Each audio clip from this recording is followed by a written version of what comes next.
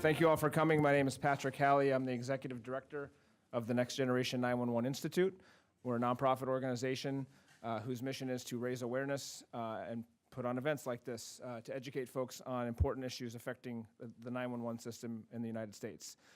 So today we have a great panel that will discuss cybersecurity issues within the 911 and the broader emergency communication system as we move towards next generation 911 and next generation communications capabilities for emergency responders. But before we get started with the panel discussion, it's my pleasure to introduce Marcia McBride, who's the Associate Administrator at the National Telecommunications and Information Administration, NTIA. In her position as Associate Administrator for the NTIA Office of Public Safety Communications, Ms. McBride leads NTIA's implementation of the requirements in the MiddleClass Tax Relief and Job Creation Act of 2012. It's not a public safety sounding bill, but it had a whole bunch of stuff in it about public safety. In fact, it created FirstNet, and it established a NG911 grant program. Ms. McBride is an experienced public speaker with 18 years in government, including as Chief of Staff at the Federal Communications Commission. She also served as Vice President for Legal and Regulatory Affairs at the National Association of Broadcasters. So thank you, Marcia, for being here.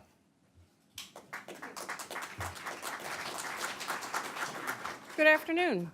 So I want to thank the NG911 Institute for inviting me to speak to you today. We do have a lot of things going on in NTIA regarding NG911 as well as public safety, and I'm going to run through a couple of those things today and talk a little bit about some of the cyber challenges that we're looking at on the FirstNet side. So the first thing, as Patrick mentioned, that the MiddleClass Tax Relief and Job Creation Act reconstituted an old organization that was between NTIA and NHTSA that had some grants. And then it gave us about a little over $109 million to do new grants with some specifications, which I'll talk about. So they talked about facilitating was one of the things that we needed to do. We needed to do a report to Congress, which we just released recently, and I'll talk about that.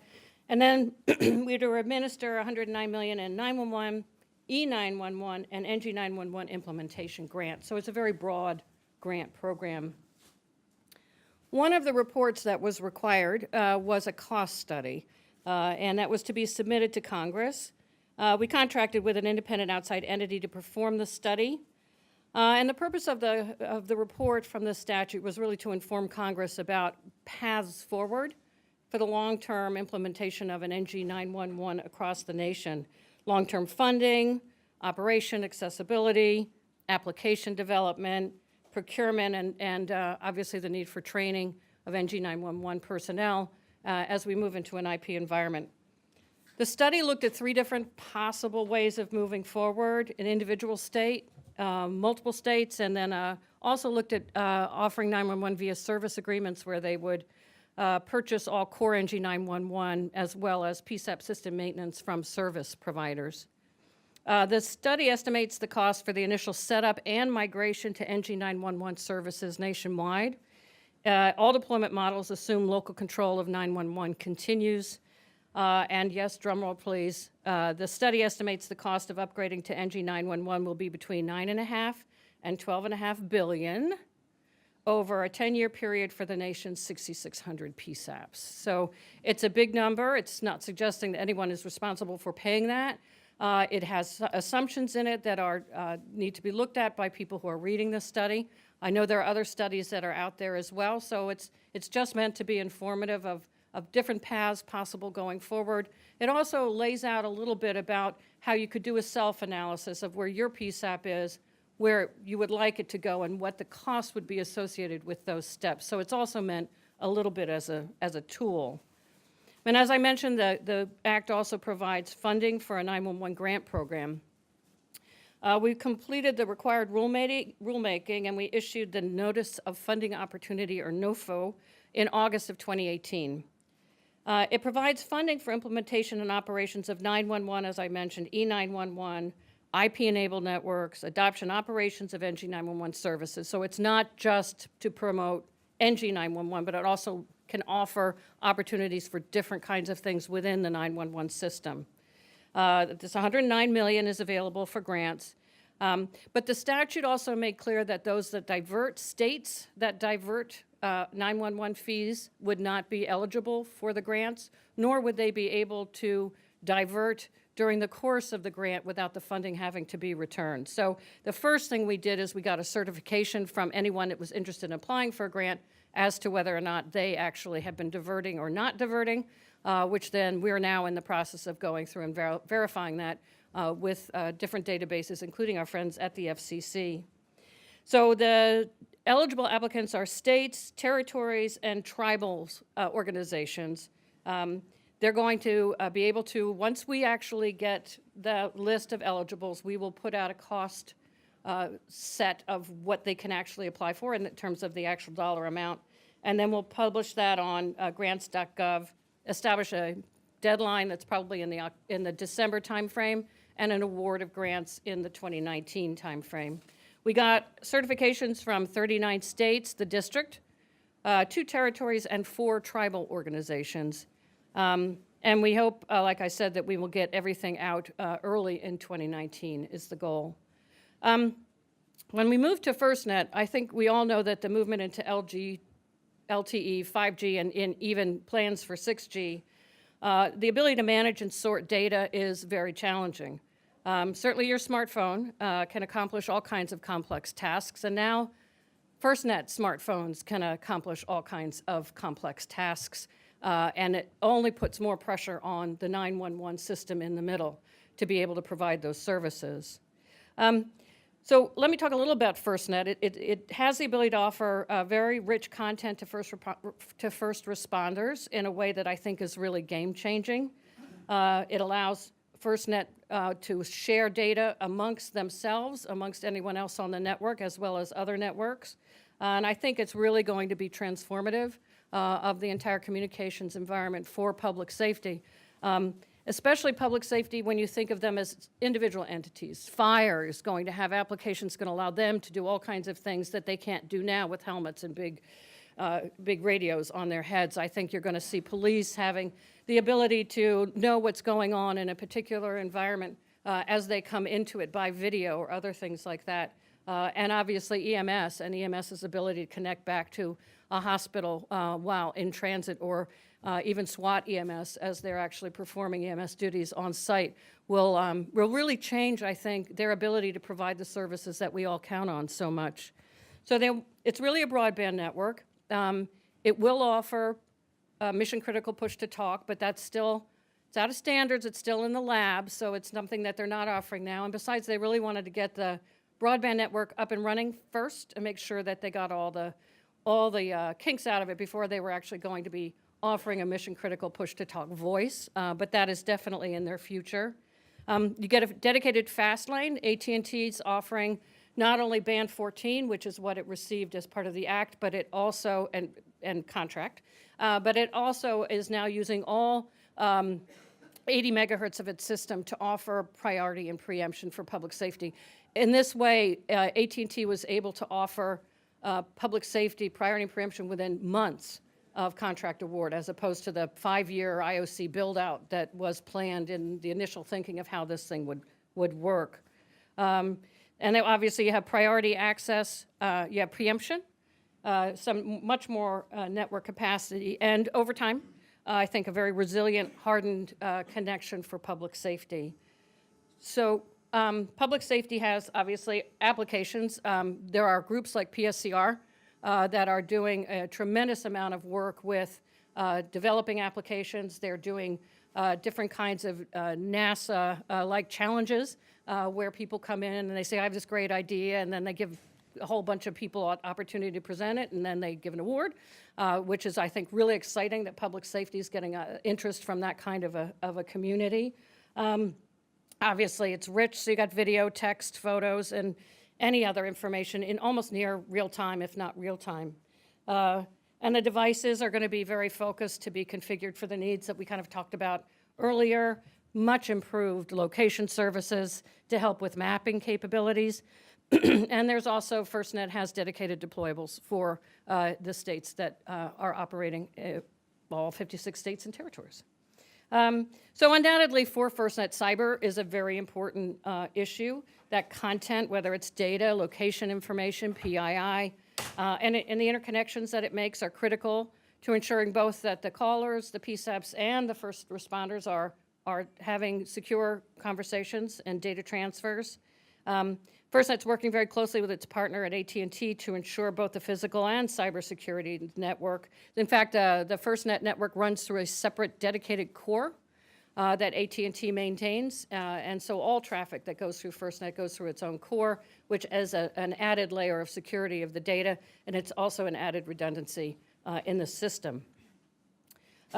So I do believe, as we are all here today, NG911 is going to provide a corresponding path for the public to be able to provide rich multimedia data to the PSAPs, and then the PSAPs able to transfer that data as relevant to first responders in the field.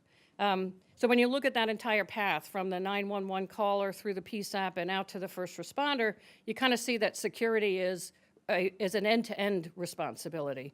And I think that as we move further into the NG911 environment and more PSAPs actually become IP-enabled, security is a subject that's going to require a lot of dedication and a lot of innovation.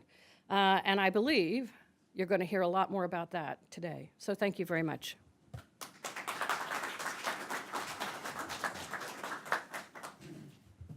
Thank you, Marcia. I'd like to invite the panelists to come up now.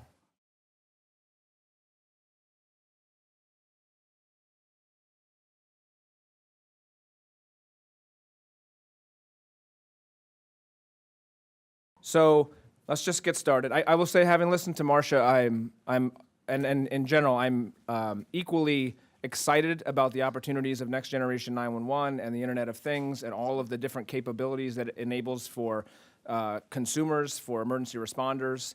But I'm also equally concerned, as I think we all should be, and this is not just true for public safety, but communications generally, about potential cybersecurity risks. And there's no doubt that they exist. It's just a question of how we manage them. So interested in having a discussion about that today. So let's just start with 911. It's the 50th anniversary of 911 this year. First call was made in 1968. It was just a telephone call over a telephone network, and that's what 911 was, and in some cases still largely is. It's still a telephone sort of voice-based system. So I guess the first question is, with the legacy system, I think folks perhaps think that there are fewer, less, or no risks associated with cybersecurity. Is that correct, or are there, in fact, risks associated with the legacy 911 system? Whoever wants to take it can jump in. Oh, thanks. I saw that, Alex. So briefly, I think that it would be a mistake to think that the current system has no risk at all. We've seen attacks against the current system, whether it's a simple TDOS attack or ransomware. So there's certainly points of ingress to the legacy system, less so, less sophisticated attacks on the telephony side, but nonetheless, certainly an attack surface. And I think Teddy and some others who are in the business right now can tell you that a PSAP is an attractive target, and therefore they have certainly been hit. And even in a legacy environment, we have a risk we need to mitigate and response plans that we need to come up with. So I'll pass it off to someone else with that intro.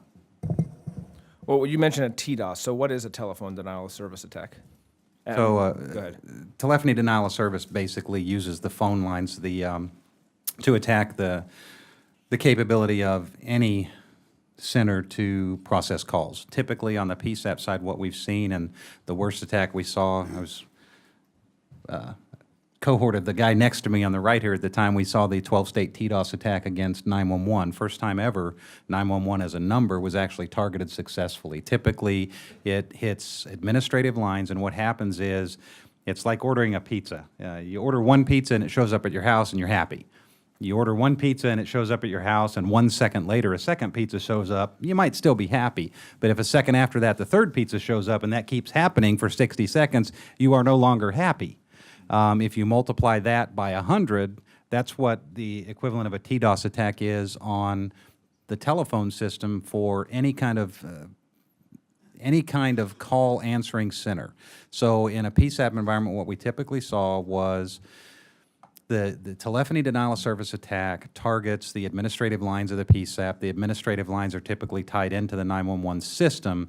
The administrative lines are overburdened and the call takers are overburdened, and they're not able to process the 911 calls because they are too busy handling the administrative calls. Often now, they'll break away from the admin lines, put a priority on the 911 side, but it really depends on how the PSAP is set up as to what impact a 10-digit admin line attack has on the 911 system as a whole. So is it only 10-digit numbers? I mean, why couldn't you do a TDOS attack that just literally started just dialing 911? Well, that happened one time, and it happened in 12 states and dozens of PSAPs, and the way that came about was that the perpetrator used Twitter and a shortened Google link, and he sent out a message, and the 2 lines of JavaScript that he wrote actually exploited a vulnerability in a phone operating system to get through to 911. Typically, though, it's very difficult to TDOS 911 directly because of the way the legacy trunks are constructed. So we had not seen 911 as a target number. We had seen the admin lines and the PSAPs targeted in typical attacks, but the 911 attack that occurred was certainly an eye-opener.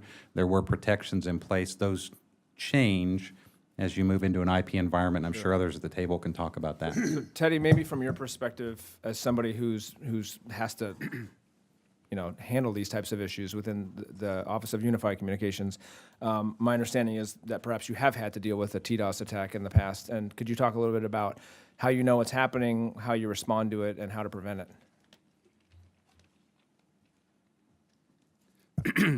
Yeah, usually, when we start noticing these types of issues is when the call center gets bogged down with a huge volume of calls, something that doesn't follow an ongoing daily pattern. I mean, we know our call volumes for different seasons and things like that, and we can monitor how well we're performing for a given day. The challenge becomes that hour to hour, determining between a major accident and a whole bunch of calls coming in versus that one-off that attack is starting to happen. And a lot of times what happens, it comes in a low volume and it keeps increasing, and over time it just bogs down the system. So that's kind of how we monitor in the past. I mean, we're putting things in place now to be able to monitor high volume calls from the same number. Sometimes it depends how the call is coming in, if it's using the same phone number or a piano. How do you determine it's the same caller? And those kind of things are becoming more and more challenging. So as time goes on, we're trying to come up with ways of at least, doing the analytics so we can do a little bit better of recognizing when those things happen. Interesting. So in some ways, it's right. We can't not answer 911 calls, right? Typically, right? Our responsibility is to answer the call if it's coming in, and it's difficult to just start blocking calls, I imagine. So I imagine that's kind of a challenge. Yeah, Alex. Yeah. So I gave a talk with a co-presenter, Trey Fogarty, who used to be the director of government affairs at Nina, who now works over at Apple, and we presented at DEF CON about 2 years ago. DEF CON is a giant hacking conference, right? It's like 40,000 people show up. We had like a little over 1,000 people in our room. And we did what we think is the first work of real published insight into next generation 911 hacking.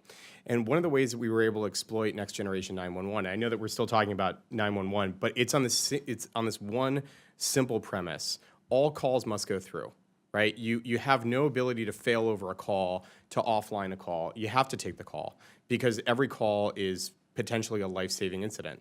This is the single biggest problem in 911 is that you don't have the ability to reject traffic, right? Which is what you would normally do if you were like Amazon. They would just say, sorry, this circuit switch connection or this packet, we're just gonna black hole it. It's not gonna happen. You can flag things, especially in an IP network like 911. You can treat traffic differently, but all calls must go through, which means that you have no points of failure that can exist in the system. And the easiest way for attackers to exploit systems is to find small vulnerabilities in serial, so like in a line, and take them out one by one by one. The large problem with 911 is that you're in a high availability mission critical network, and so you have to accept all the traffic.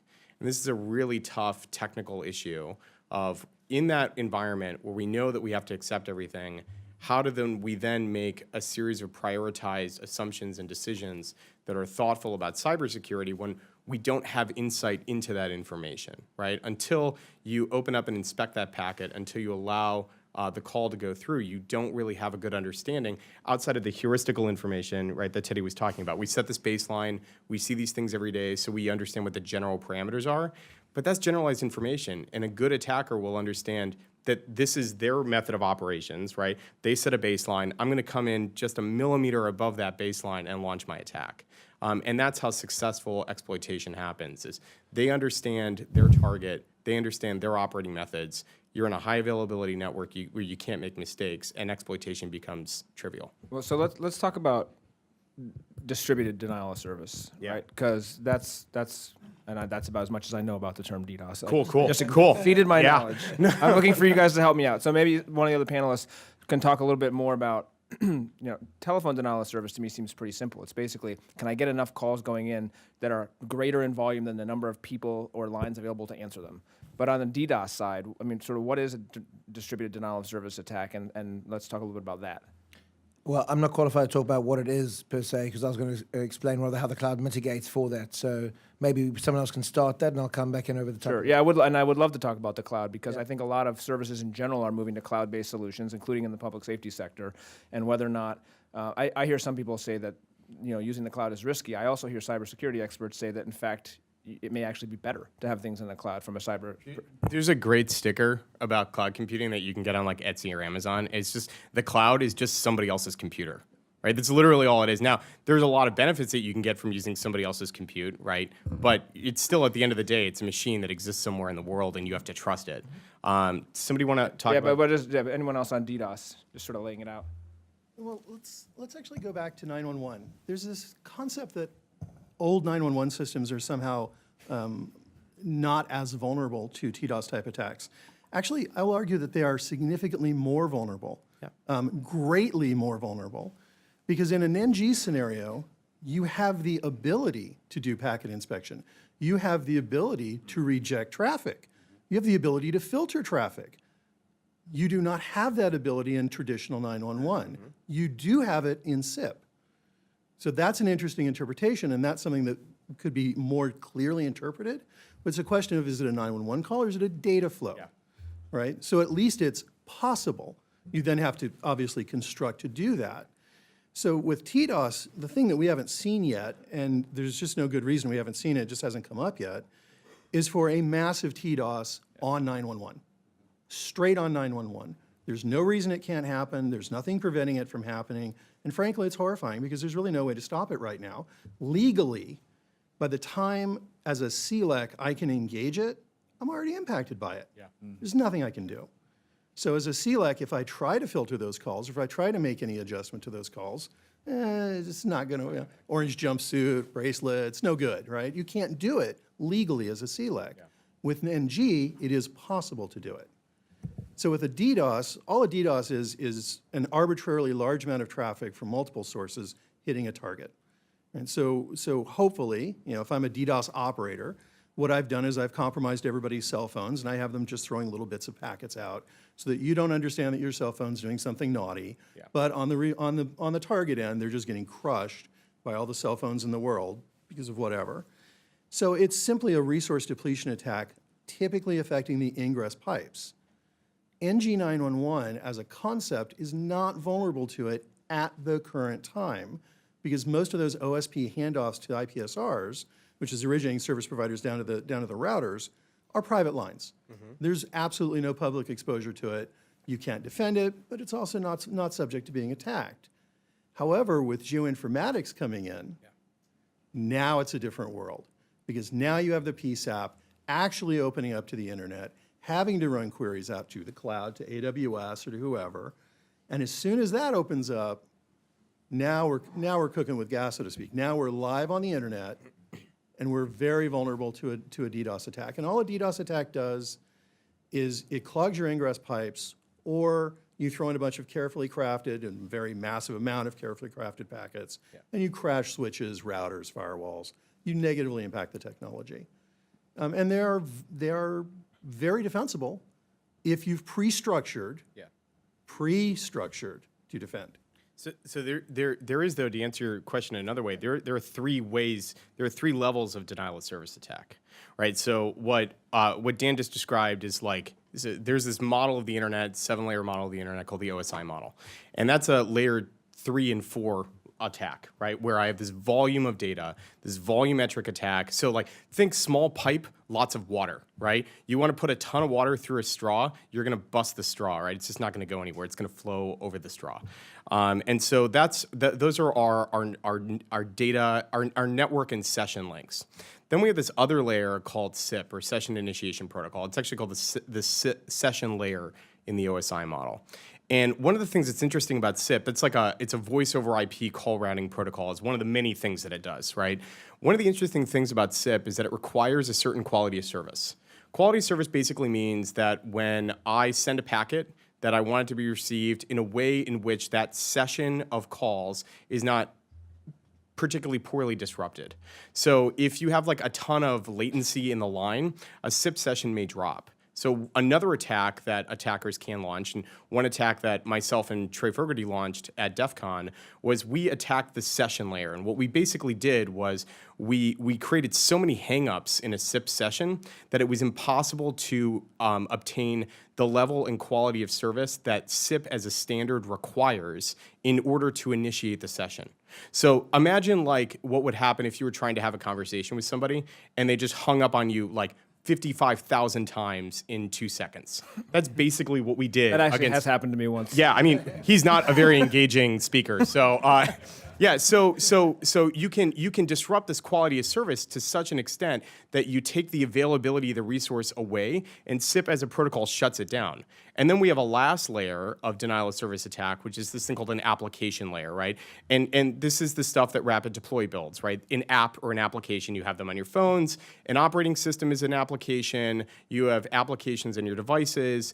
And what you can do is you can interrupt the quality of the application. You can launch what's called an application layer attack. And there's tons of ways to do that, but that's usually exploiting code as opposed to exploiting services, as opposed to exploiting volume. Right? So we have 3 ways to launch a denial of service attack on one target. And a good attacker will use all of those ways and phishing. And also they'll come to your place and try and snip the wires outside of your public safety answering point, right? They'll do anything that they can to do that. But it's important to distinguish that there are 3 ways to do denial of service attack. And right now we only have a regulatory framework to manage layers 3 and 4.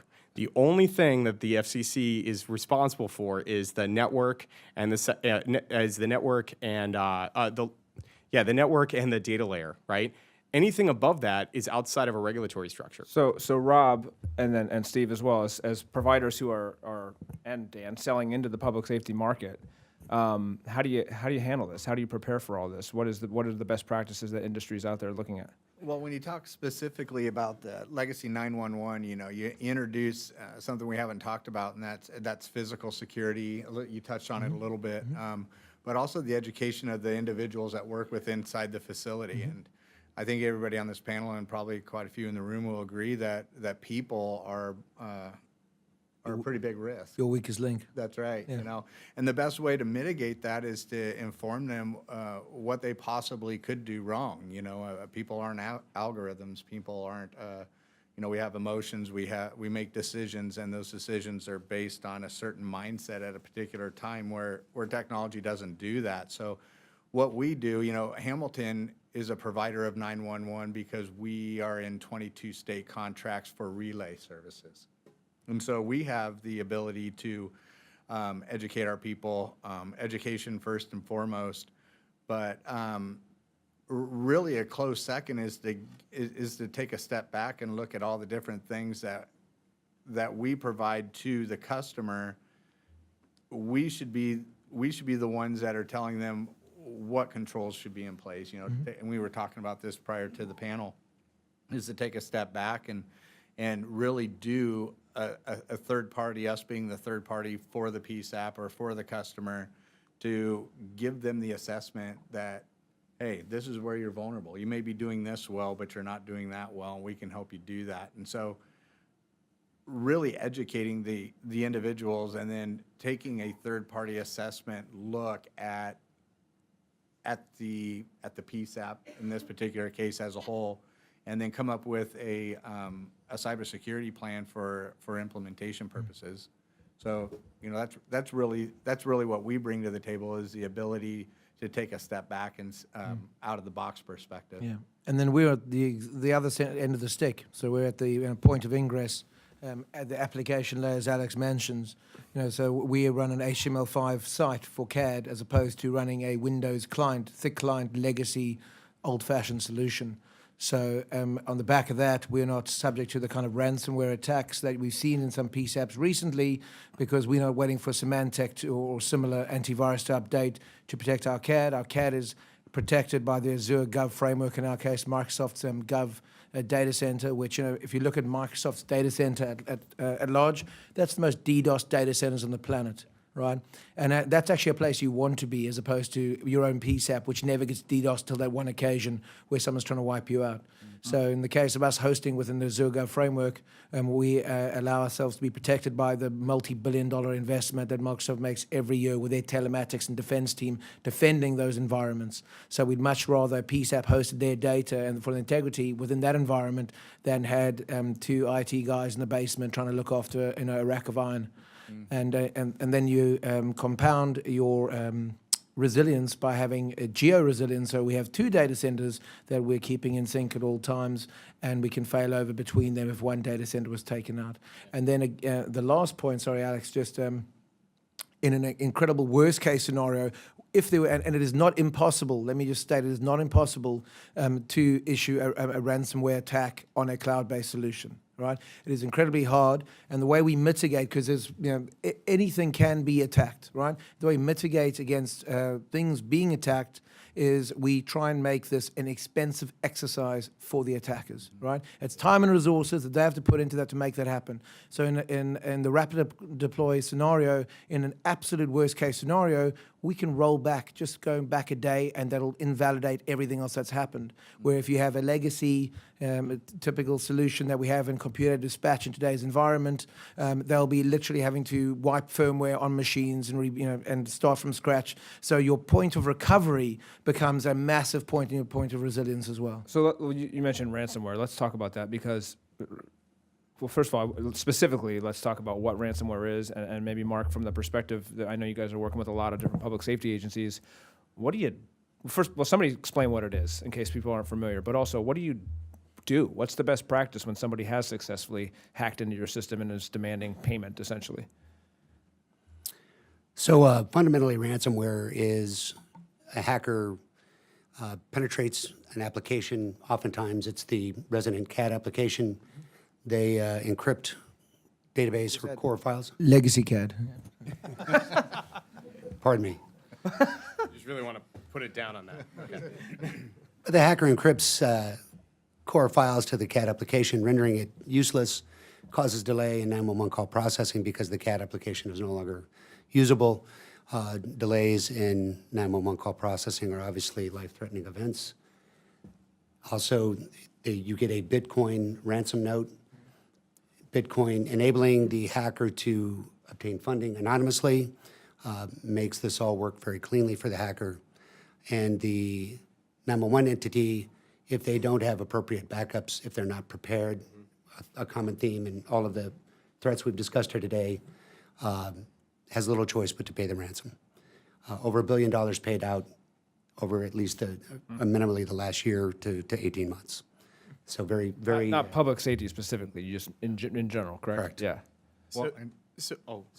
The caveat on that a little bit, I think, I don't know exactly what percentage is. I know it's in the 60s, but 60 some odd % of the individuals that pay the ransom don't get their data back anyway, and so... Dealing with criminals. That's right, yeah, and so you think about, the services that Hamilton provides, you think about when you go out to a PSAP or you go out to a network of any sort, whether private sector, government, military, whatever it is, and you ask those individuals, what's your best recourse for getting back online after a ransomware attack? A lot of them don't know that the answer is good backups. Yeah.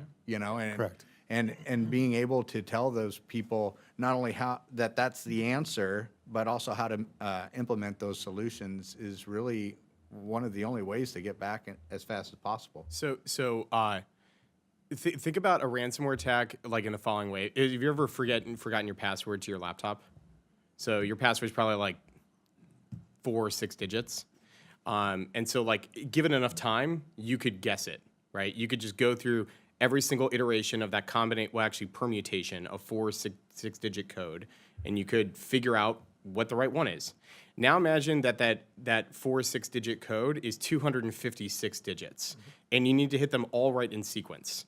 That's just for one machine. The way that ransomware generally deploys is that they issue a RSA 256-bit private key, which is what you would use if you were a systems administrator to log into like an Amazon Web Services machine, right? So like a really strong, resilient key that's really hard to break, but they're bad guys. And so you would want to break the bad guy's key, right? But they're using exactly the same infrastructure that you are. And so they take that private key, they put it on your machine, and they encipher it. But they don't just encipher your machine. They encipher everything in the data center. They encipher all of your backups. They encipher absolutely everything. So the city of Atlanta was attacked by what's called ransom by Bitcoin, and they were forced to pay out through Bitcoin, exactly to Mark's point. And basically, they hadn't been taking any backups of any of their infrastructure, and so they had nothing to restore back to. Because you can go back to the moment immediately before that attack is launched, and you can just restore from that moment. But if you're not backing anything up, you have nothing to restore from. The underlying systemic problem of this, and I think what we're all kind of dancing around and getting at, is states are generally underfunded entities who do not have resources to hire competent IT staff to do the actual work. MSSP, And it's not an indictment of state or local governments. It's just that they don't have the budgets, right? Like, if I were to go out and, get on the free market as like a chief information security officer, I'd probably make $200,000 to $250,000. The maximum amount of money that like the state of Colorado where I live can pay somebody, it's like $130,000. Why would I half my salary to do not particularly interesting work? And so the answer to a lot of this is you outsource to a managed services provider, like a Hamilton, like a Rapid Deploy, like a lot of other vendors who can hire the best talent and disperse that cost across an entire client list. And so what you end up getting, like what you do with Microsoft, is you get badasses who like work for Microsoft and they make $250,000 and they have stock options. So what's wrong with that? There's nothing wrong with that. It's just not the way the public safety operates. They operate generally with a box that sits in a basement that a guy with a bunch of keys goes and manages every once in a while. And this guy named Steve comes in from a place that you don't know, and he just takes your records. Is that the future? And he could as well be the janitor for all that you know. But that's how the House of Representatives used to work. Like when I worked here, we did everything in the congressional office, and we had a guy named Jason who came and he took all of the stuff out of the computer and he disappeared somewhere. And like no one knew who he was and no one knew why that was happening, but that's just how they operated. And then the House Administrative Office was like, that's wrong. We're going to go to cloud computing, and you're not going to have a server that sits underneath the desk where your intern sits and eats his lunch. Well, and then a So- lot of the time, that's not the. Let me jump in real Oh, quick. sorry, Jay. So as the underpaid, unqualified individual in the government space for 30 years, let me jump to the defense of some of our public safety folks. First of all, they certainly are underfunded compared to corporate America. Yep. However, I think you'll find that the reason people are willing to take a $130,000 salary instead of $250,000 is because they're incredibly dedicated to the mission. So when you look at 911 call takers, public safety telecommunicators across the spectrum, the administrators, the CAD folks, the GIS folks, the people who manage the PSAPs, they're not there to get rich. I did not raise my right hand as a police officer to become a millionaire. My mother still thinks it was a lobotomy, but I spent 20 years on the job and then another decade running PSAPs for dedication to the mission, and that's what you have out there. And you have folks who want to accomplish the mission who need help from the vendor community, the service provider community, and quite frankly, one of the things that we're seeing is where people can be your weakest link, they're also your strongest link. If you properly train them, that frontline telecommunicator is going to be the one who finds the leading edge of that attack. If you don't have analytics in place in your PSAP, if you don't have the benefit of some of the federal models or some of the larger corporate capabilities, you do have talented, dedicated folks sitting on the front line who will notice that uptick, who will see some anomalies, who are trained to handle emergency situations every day. And they'll, if you properly train them, give them the opportunity, they'll be your best asset. where they can obviously be the weakest link as any human, they can also be that one person who helps you identify before it becomes a major issue, the fact that a cyber attack has started. And to that end, one of the things I'd like to do is toss something over to Dusty real quick. At the federal level, a lot of times there are entities that get overlooked. And OEC and the NCIC, the National Cybersecurity Communications Integration Center, and the NCC, which is kind of a partnership of people at this table, from academia, from government, from industry, all partnering to do something we're really, really bad at in public safety communications, which is share information. And it's like pulling teeth to get police chiefs and fire chiefs and sheriffs and EMS administrators to share data because of the nature of their business. One of the things that I think we found kind of models well and gives some of the capabilities that Alex has been talking about and others have mentioned, the ability to take economies of scale along with advanced technologies to prevent that eventual DDoS attack that may not look attractive now, but tomorrow will just kick us in the pants because of some of those new vulnerabilities, and create a true IDPS system, an intrusion detection and prevention system that incorporates multiple capabilities from industry and government and puts eyes on multiple targets. And one of the things that I know Dusty's shop and the folks in the NCC have been looking at is how do you create a model that creates an IDPS that is an information sharing environment, taking advantage of industry while still meeting the unique needs of local public safety. And so Dusty, if you can chat a little bit about that approach, I think maybe that'll give a little more insight. And I will add one more thing. Keep in mind, it's not a matter of if you've been attacked, it's a matter of when. So anything is hackable, and we all know that, but from the operational level, we've got to be able to identify that attack quickly, mitigate it, and then figure out how to operate through it so that we can recover from it. And that's kind of what the tool set that we're trying to put into public safety's hands by putting groups like this together and figuring out what the tactical plan needs to be. So, Dusty? Thank you, Jay. So what Jay was referring to, the FCC a few years ago had a task force on optimal PSAP architecture. One of the recommendations from that was to develop an Emergency Communications Cybersecurity Center, EC3. The role and purpose of an EC3 would be to protect the 911 infrastructure, to protect public safety from cyber attacks. The analogy that I give is that when we came up with this idea of sending pictures and videos and such to public safety, the next gen 911 idea, it seemed like a great idea. Now, today, who will open a file from somebody you don't know?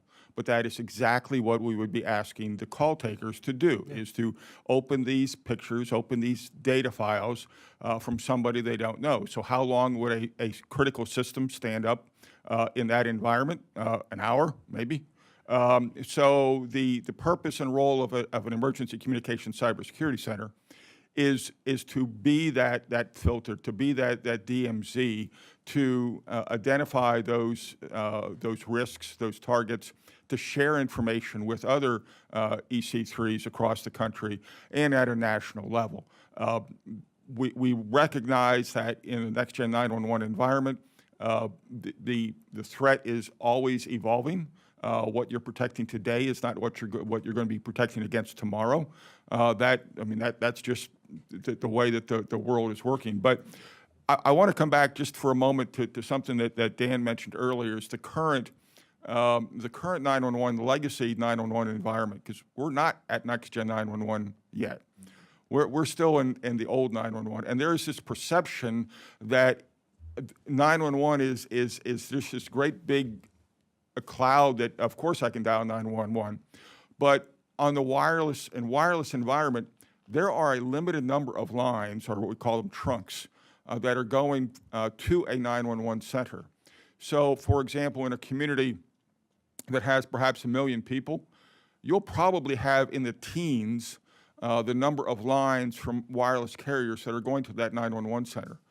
So you only have to get 20 wireless callers, and you have occupied every line wireless call going to that 911 center. It's not like you have to do hundreds or millions, it's 20. So therein is the one of the challenges that we recognize in the current legacy 911 environment. You can't analyze something you don't receive. So the person who is having a heart attack and dials 911, they aren't going to get through because they aren't even going to get from the wireless carrier to the 911 center. Yeah, I mean, and there are other federal efforts going on as well within NTIA, within the Department of Homeland Security, looking at botnets, for example, and trying to ensure that the systems that are out there producing information that ultimately could come into public safety are themselves secure, and that they are continually being updated, and that they're patchable, and that they're not just creating malware opportunities left and right. So there's a lot of work going on at the federal level on that side as well. Mark, maybe from your perspective at the state and local level, what are you seeing out there in the different states that you guys are working in terms of local government, state government, individual 911 center preparedness? What are they doing to get ahead of this? So thank you, Patrick. I would start by echoing Jay's comments about the public safety IT professionals. They have nothing but our admiration. While I do, your point is also very, very valid, and they're operating at a hindrance. Yeah, they're dedicated. They're super dedicated. Like, I mean, I'm really dedicated to trying to drop 30 pounds, and I'm hoping to get there, but my dedication doesn't necessarily take me over the line. They need great companies like Mission Critical Partners and others to get them there, and that means they need budget. So what we're seeing, and I think everybody at the table agrees, that the level of preparedness, and that's a theme that's been echoed across discussions on TDOS, DDoS, ransomware. Hey, if we have good backups, that's a level of preparedness. That's a state of preparedness. So what is the state of preparedness of the 6,000 PSAPs in the United States? And I think everybody at this table would contend that it's very poor. That it's very poor. So what we try to do and what we try to lead and what we try to think about in our discussions with our client base, which are primarily mid-size and smaller PSAPs who are at even a greater hindrance, is what do you do?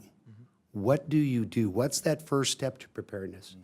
We talk a lot about assessments. Assessments are affordable. Get an assessment from an objective third party. It baselines your data set. It baselines your level of risk. It points you in the direction of where you should go first. It gives you priorities. But I think at the state level and at the federal level, we should be providing more help. And what we see, Patrick, in certain states like Maryland, the Emergency Number Systems Board funded for every PSAP in the state a cybersecurity assessment. I think at the state level, that's completely appropriate. It's achievable. We can't, I indicated at the conversation before, our biggest challenge is we start to talk to these PSAPs. If we shoot too high, we lose their attention, it's not achievable, they walk away and nothing gets done. So I think at a state level, that's achievable, and I think more efforts on that guideline. I think this is going to continue to evolve, but I think that's a good starting point. And Jay, sorry if I can just say, from my point of view, as as a bleeding edge solution, meeting PSAPs for the first time, I say 90% of my job is actually educating what the possibilities are out there, right? Because a large part as medium and small size PSAPs are also customers of ours. And every time we meet them, they believe that they are more secure and have resilience because they have all their eggs in two baskets. They've got their standard site, and they've got their site down the road in a warehouse that they think they're going to get hot in the next 4 hours, as opposed to, again, a cloud-based distributed system. And that is an education way before that's an engagement in a sales cycle, right? So I don't know of any of our clients that don't think they're at tremendous risk. I don't know of a client who is overconfident. It's what do I do? And I think to that point, you're absolutely right. That's the same thing we're hearing. You get, not because he's sitting at the table, but you get folks like DC who have some deep capabilities who I can tell you from the federal perspective, when I was at DHS, they were a very valuable, reliable partner. We were plugged in with them. There are certain large PSAPs around the country that are the same way. They're very aware of the threat, and they have some resources to bring to bear. But 70% of the PSAPs in this country are less than 5 seats.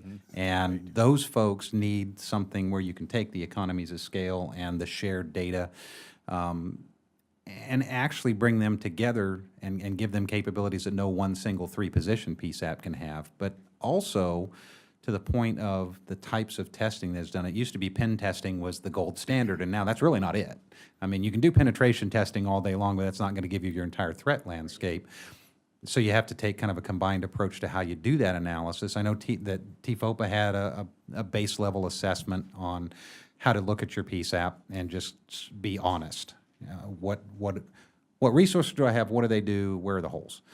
Obviously, the right vendors and partners take that to another level, but the federal government also has some resources that public safety can reach out to through NCATS and through DHS headquarters that will, and I would encourage public safety to also look at, because it's free and it's an opportunity to share information, the ISAC through the communications ISAC through DHS headquarters, NCC, the OEC and SafeCom methods are mechanisms that are out there, places where you can get together public safety to public safety and share information and find out who is doing those threat assessments. How can I get the type of threat assessment my 3-position PSAP needs?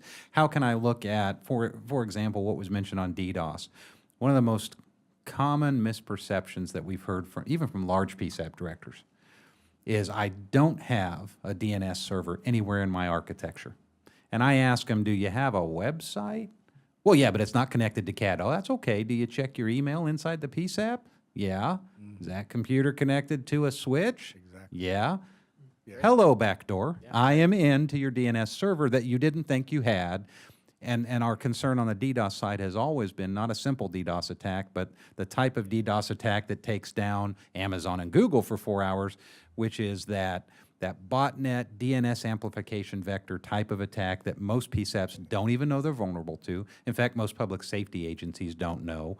And there are other vulnerabilities in their switches or in their routers that are known threats that have been published that the average 911 center, police department, fire department, EMS agency doesn't even know exist. And if you tell them, those IT folks in less than 5 minutes can patch a hole that would stop that type of amplification.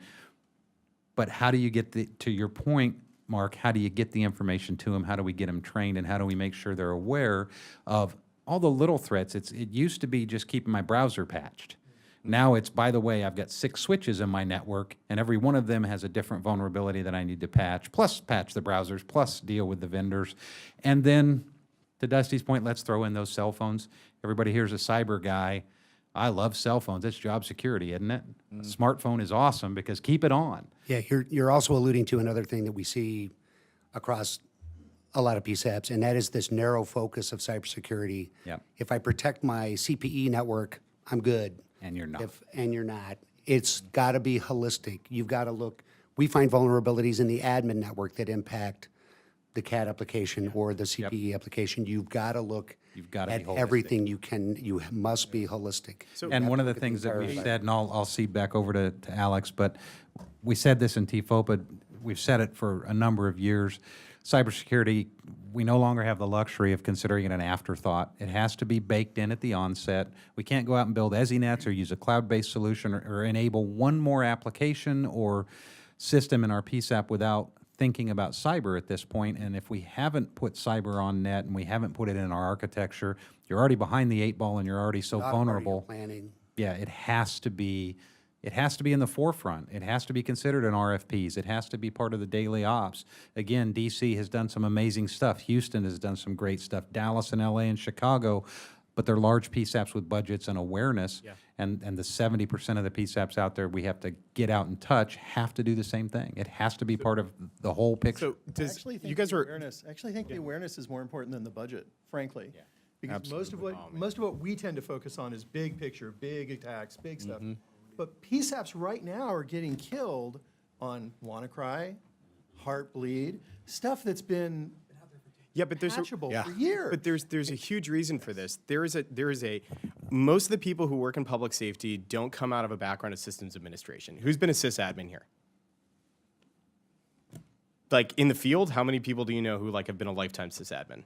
Like very, very, very few people. So staffers in the audience, awesome free resources. Go to the Center for Internet Security. Center for Internet Security is a nonprofit organization.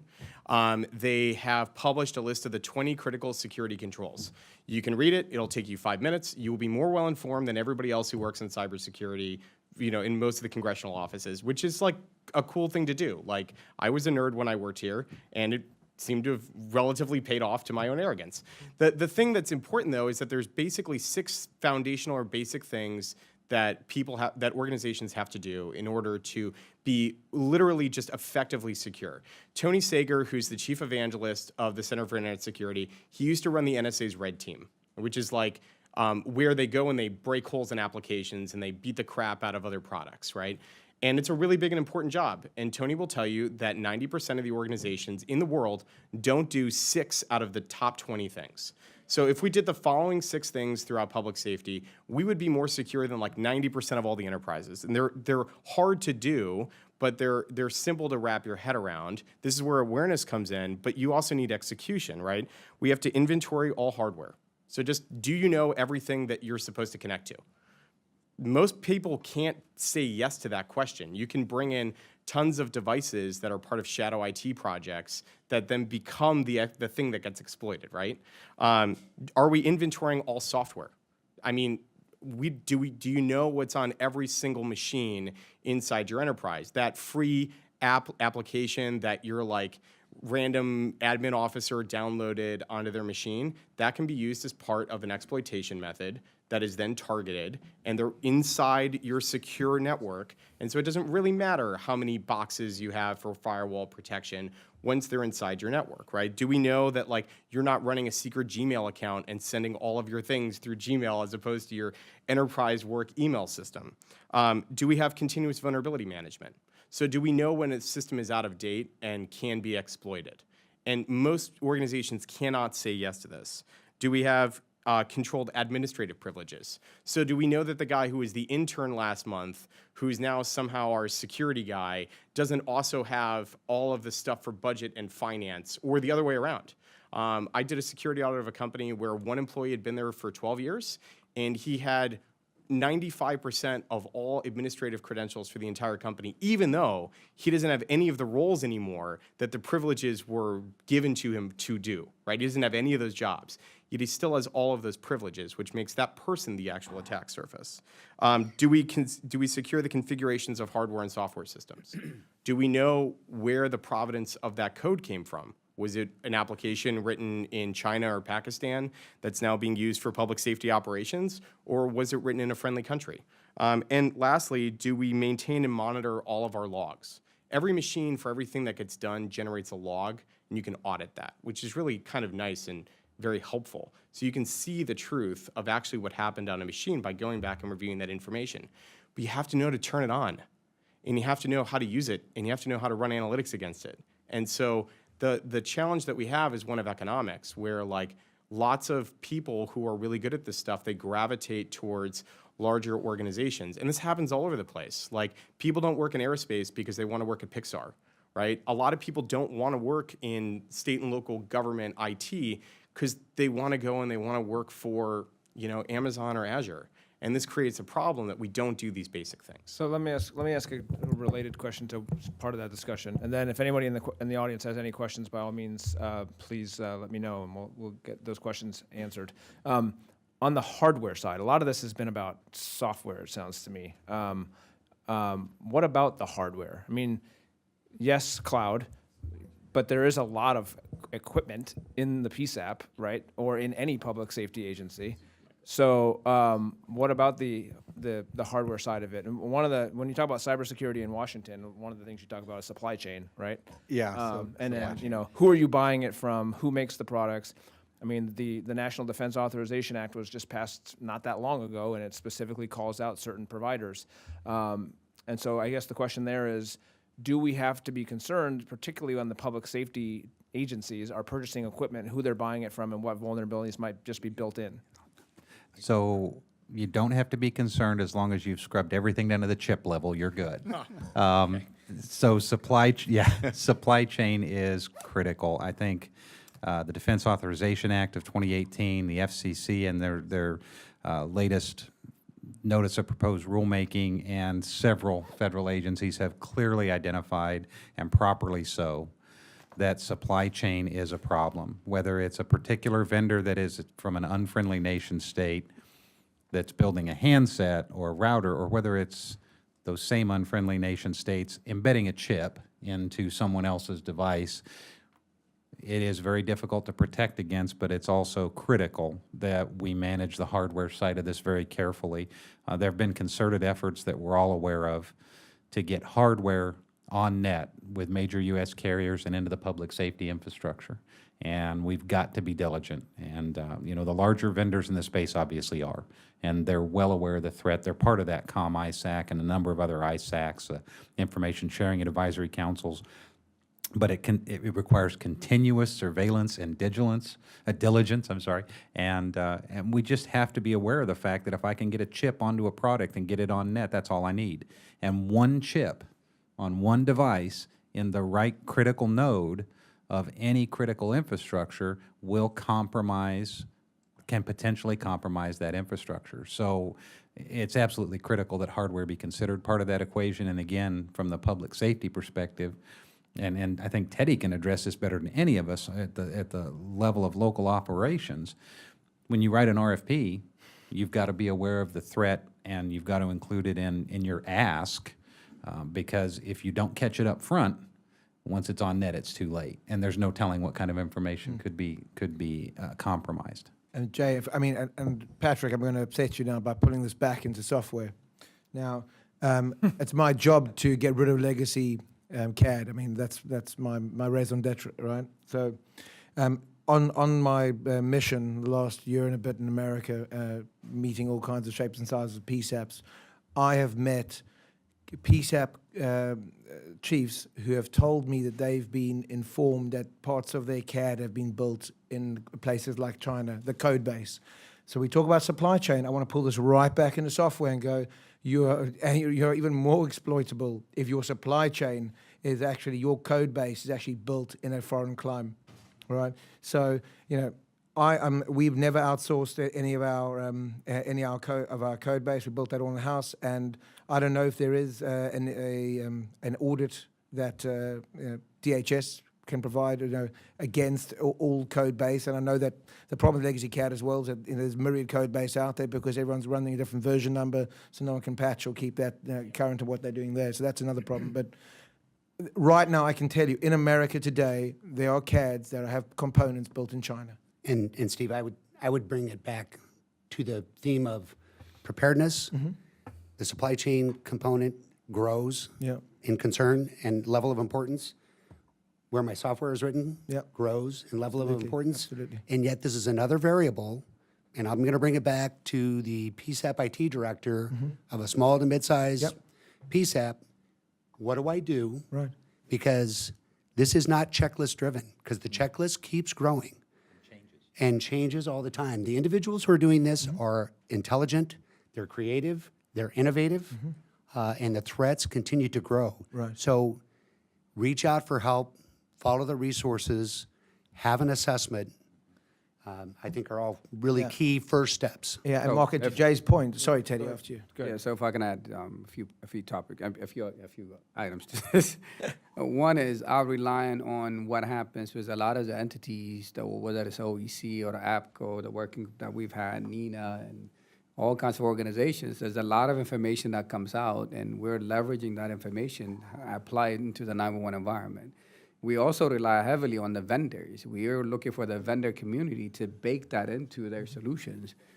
CAD, whether it's CAD, the radio system, the 911 system, the switches and the routers. So we're really relying on a lot of the vendors to provide us that system that takes this into account. So, when these things are happening, we're not just trying to do better in-house and, awareness training of all our, whether it's a call taker, dispatcher, IT staff, or whoever, but also making sure that these things are being communicated and discussed with the vendors, whether it's a 911 provider, whether it's a CAD provider, whether it's a radio system provider, all the way down to the switching and routing, right?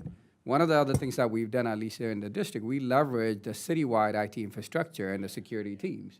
So we're not doing this in isolation and just thinking that it's just a 911 center, but we're also leveraging what else is happening in the city. Because all these systems, whether we like it or not, at some point are interconnected. So we got to make sure we're just doing a global view of things in the district and any other jurisdiction for that matter, than just looking at it from a 911 perspective, And as we go along and make sure we educate our staff and things like that, but really extending it out to the call taker level, that you don't just open an email when somebody sends it to you and you work on a CAD workstation, or you're on a Wi-Fi and you're doing something on your phone, and unfortunately you might end up downloading something. So these are the kind of things we're working on. Yeah, and just and trying to tie it back to that and to what Jay was saying, is this you're leveraging the economies of scale of what you're doing, Teddy, and then we have the legacy CAD environment with, no one really speaks of this, this kind of tiered environment where I've got a tier 1 CAD because I'm a big city with more budget, and I've got a tier 2 CAD because I'm a small, medium city. Oh, and I'm a rural PSAP in West Texas. Well, I've got an Excel spreadsheet and a walkie-talkie, right? And so that is the lack of interoperability, which speaks to kind of Dusty's themes, and how you're actually stronger if you can actually share data correctly is one point as well. And the fact that we're sitting in the NG911 Institute right now, and CAD has gone from being this ancillary, incident ticketing system to being the message broker of everything in NG911. We talk about getting the message from the phone call and taking it straight to the boots in the ground. It goes through CAD. That's the only way you're going to pass that SIP header media from out in the call straight down the boots in the ground. So if CAD is the message broker and interoperability is so important, this is something we need to leverage the power of scale to achieve this, and that's why I'm sitting here evangelizing cloud. And Last question, unless folks from the audience have any questions. Yeah, go ahead, Dusty. yeah, if I can just add something, considering the audience, most of our conversation have focused on the state and local level, and there are approximately 6,000 PSAPs across the country at the state and local level. There are also about 1,000 federal PSAPs. The federal PSAPs typically are not nearly as advanced as the state and local PSAPs. Typically, they are buried in the appropriations language somewhere within the department or agency. And you will very often find that if you ask many of the departments and agencies, they don't know that they have PSAP. So certainly they aren't preparing for this next generation 911 environment. They aren't thinking of the challenges and the funding associated with that. Yeah, that's a good point. And we've said PSAP probably about 612 times. If you're not living in our world, a PSAP is a public safety answering point or a 911 center, in case anyone's confused. So last question, which is, we are in Washington, and this is where the seat of the federal government is. This is where the Congress is. And it is a state and local system. It has been and will be in terms of the response to emergencies. But what is the most effective thing that the federal government can do, whether it's funding or through policy, to help with this? From my perspective, one of the things I always look at is funding, but not just funding just to give money out, but can we use it in a way that affects change, i.e., can we provide significant amounts of funding, but can we make it contingent upon things that need to be done, i.e., really important cybersecurity measures that need to be taken. But beyond funding, or is it funding? What is the most important thing that the federal government can do from your all's perspective? Rob, you want to start? Yeah, set a standard. What are the expectations, not just at the state and local level, but at the federal level? And what are those expectations and how are they delivered? Or adopt. Right, yeah. Is it a regulation or is it a best practice? Well, I sit on a couple boards that help mold the NIST standard for rural telcos. Okay, so and when you talk about the PSAPs and 70% of them are rural, and what's the standard and how is it going to be able to be adopted by somebody in Aurora, Nebraska, where the PSAP is a two-seat PSAP, and both the dispatchers are also responsible for making coffee. And that's real. Hamilton, right? And Hamilton's based in Aurora, Nebraska, 4,000 people. Now we have offices in 7 different states, but what is the expectation? How do you meet a standard if you don't know what the expectations are? And when the expectations aren't met, lives are lost. So at what point does somebody step in, federal government, local, state? At this point, we'd take state, and have them say that this is the standard, this is how you meet it, this is the expectations, so that when there's some accountability there, everybody perks up, right? Yeah. When somebody's held to a standard, when the accountability is there, everybody knows what they need to do to be successful. They know what things to chase. They know what things to implement. They know to reach out to a Hamilton or to your company and say, look, we're deficient here, you know? And then to touch real quick on a comment that Jay made, is that when you are sitting in a position of education where you have the ability to educate that PSAP or the 70%, Hamilton has a responsibility from a public safety standpoint to get your butt out there, educate these people. How can I help? You know, it's not always about the dime. It's not always about the paycheck. It's, you know, I'm an Army veteran. You know, I've served a couple deployments. I didn't do that to get rich either. I took a pay cut to do it with the National Guard. The point is that at what point do we take the responsibility as just good people with the resources to educate the individuals that need it and go out to the PSAPs, literally walk in on Hamilton's dime and say, hey guys, have you looked at your switches? Hey, we've got this tool that can monitor everything. You know, and so from a public service standpoint, you know, I want to say, you know, 100% I agree with you when it comes to money is not, we live in a world where money is very, very important. And it's nice to hear that there's some people out there still that believe that money isn't the biggest thing and that you can go out and you can say, look, you're doing this wrong and I'm going to fix it for you. And the next time you feel like you need some help, I hope you call me. But if you don't, call someone. Sorry, can I, and just go back to this, the point I made in the last statement about NG911 and CAD being the nexus of all this messaging, is that by far and away, the 911 tariff across all states very rarely allows for budget for CAD. So if we're going to start talking about NG911, you've got to talk about fixing the funding gap that addresses funding CAD. And then, if I can turn that on its head Why are you so focused on funding for CAD, Steve? I'm a CPE vendor, haven't you heard? No, I mean, I have customers who can't afford to buy a solution, even from us. And again, talking about not wanting to go from a money point of view, SaaS enables and democratizes the whole of public safety, right? So that solutions as a service, being able to charge by scale. So exactly the same way the funding mechanism works for 911, which is your population density, tells you how much money you're getting. Well, your population density also predicts how the size of your agency and accordingly how much you should pay.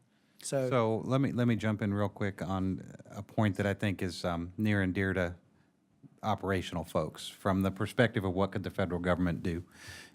Always funding, that's always an issue. We all know how hard it is to come up to Capitol Hill and ask for money. I think there's something that unfortunately failed to happen that needs to be put back in the forefront. The telecommunicators that work at support staff 24/7, 365, those 6,000 plus PSAPs, are not clerical personnel. They've been named clerical personnel for decades, and they're not. They have emergency medical dispatch capabilities. They deliver life-saving instructions over the phone. They deploy. I deployed on 3 hurricanes with DHS, and you know who I deployed with? I deployed with telecommunicators from local 911 centers in trucks and in tents who were out taking emergency calls in the field. If the federal government can help elevate and recognize the fact that these are public safety professionals, that gives us more legitimacy as we continue to come up and rally the folks on Capitol Hill to understand that the traditional PSAP has really morphed into an emergency communications center of the future that becomes what we referred to in the military as a C3 node. So communications command and control is what it's all about. And a 911 call is not going to get to those valuable responders if it doesn't get through a PSAP. And it can't get to the PSAP with multimedia data and all the rich capabilities that the average 16-year-old has on his or her cell phone until we've moved into a next-gen environment. So I think it's a combination of recognizing the professionals that do the work, recognizing that they are public safety professionals, and then creating a truly interoperable multimedia environment so that next-gen 911 becomes a reality, not just a catchphrase. So I'll continue my role as the fun firebrand on the panel. So I'm not entirely certain that more funding is always the right answer. I think like so most of all of this comes down to incentive structures. And you can boil a lot of like, why don't we have the best-in-class cybersecurity people in the world working on public safety? And we should, because it's incredibly important, and they should absolutely work there. But incentive structures don't always dictate that outcome, right? So the idea of more money isn't necessarily the right option. I would actually pose that there should be perhaps a lot less money for people and organizations who don't follow really good standards, right? Like, we've never been more aware of cybersecurity than we are right now. Raising awareness is not necessarily the answer. There's checklists and guides and box things that we could do all day long. NIST 853 was published like 10 or 15 years ago.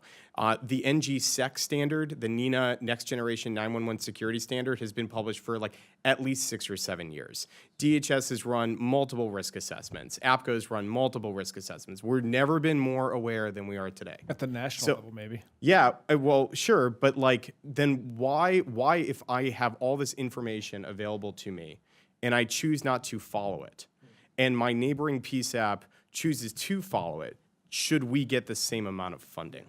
I think this is about negative incentives. I think people who knowingly engage in IT malpractice, which is what cybersecurity professionals think reckless disregard for running a operation effectively from a security perspective looks like, I don't think they should get the same amount of funding. If you're not high enough to ride this ride, then it's really difficult for me to say with taxpayer money that you should legitimately be able to use that, especially in a world where you can outsource most of this away. You can make a lot of this not your problem anymore. You can require that problem to be managed by Microsoft, by Amazon Web Services, by a Hamilton, by Mission Critical Partners, you have all these options. So in that world, I don't really see more money as necessarily the most important thing. There needs to be a lot more funding, but it has to come with hooks that you do a relatively efficient job and you're not putting life and safety at risk over expediency. And by the way, this comes back to the RFP point, right? So why are people still today RFPing for the system they had 20 years ago? Because that's what the admin knows he uses. And then to take a model that seems to work, if you look in Virginia, any solution that is a cloud solution is given priority there's some Virginia legislation we're working through at the moment. So that is the kind of blueprint that we need to actually roll out across state and local and actually help guide the way with a carrot and a stick. So cloud can be extremely useful, and I realize it's your industry, and we do a decent amount with private clouds, but cloud in and of itself isn't any more or less secure. It gives you more options. But the real challenge is taking an inventory of what you're running, and really what it comes back to is there a standard or some kind of reference that can be cited that you can then hold people accountable to? Because if you're going to try and hold people accountable and you want to push people to the cloud, and I've built cloud, I like cloud. Yeah. How do you hold people accountable when the actual standard, the NINA standard, is 8-9 years old and was 8-9 years old when it was written? It still works. Does it? It's system agnostic. It doesn't say like you have to manage a Windows system this way. Any security standard that says you have to have saran wrap in your server room might need to be updated. There's a building engagement bird called NIST that you should have a conversation with then. Yeah, but having that reference standard, whether that's a standard, whether that's regulatory, having some kind of reference that a 911 operator specifically can look at, because they're not going to go out to NIST. Even when it's referred to, they look at it, they see it's too big. Some of the larger ones do, but the medium and the smaller ones don't necessarily. Right? Having something that's for them that they can engage and use, that I think is a very doable, achievable solution and would be very helpful. We also want a scalable solution, so every absolutely. PSAP, the 70% of PSAPs are rural, can actually benefit from. So I would not, there are many ways I can come back to this, but the one point I want to come across is I will certainly never endorse maintaining legacy systems just for the benefit of waiting for a standard that comes along that suits you. No, I think the legacy systems are actually making us significantly more vulnerable. Okay, I'm glad we All agree right, on so anyway, this has been a productive discussion. Some differences of opinion on some issues, but I think we can all agree that this is a critically important issue that is a national imperative, and there's a lot of good, smart people and companies and government employees out there working on it, but it's something that definitely has to be addressed, and I hope it's something that all policymakers, federal, state, and local, are paying attention to. So I want to thank my panelists, and I want to thank our sponsors, as always, for making these events possible. Please join me in thanking the panelists.